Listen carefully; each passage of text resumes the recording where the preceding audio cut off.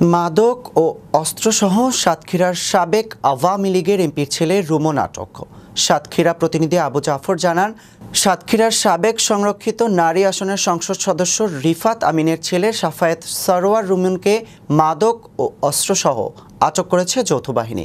রবিবার দুপুরে শহরের শহীদ আব্দুর রাজ্জাক পার্ক সংলগ্ন রিফাত আমিনের বিলাসবহুল বাড়িতে প্রায় 2 ঘণ্টাব্যাপী অভিযান চালিয়ে তাকে আটক করা হয়। অভিযানটির নেতৃত্ব দেন সেনাবাহিনীর সাতক্ষীরা ক্যাম্পের মেজর ইফতেখার আহমেদ।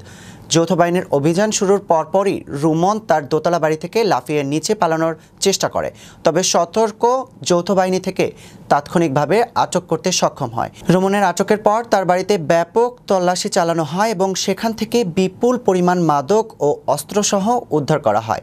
অভিযান শেষে সাংবাদিকদের ব্রিফিংকালে সেনাবাহিনীর মেজর ইফতেখার আহমেদ জানান, গোপন সংবাদের ভিত্তিতে তারা রিফাত আমিনের বাড়িতে অভিযান চালান। অভিযানে মদ ও খালি মদের বোতল, একটি রাইফেল উদ্ধার করা হয়েছে। আছে প্রায় 30 থেকে 35 স্যাম্পলের উপরে। এখন টোটালি আমরা আসলে গিয়ে হিসাব না করে আমরা কোনো তথ্যভাবে দিতে পারছি না, কমপ্লিট কি আছে, বাট আমরা খুব তাড়াতাড়ি আপনাদেরকে জানাবো। তাহলে আপনাকে আপাতত অস্ত্র কয়টা পেয়েছেন? অস্ত্র বলতে একটা এয়ারগান পেয়েছি।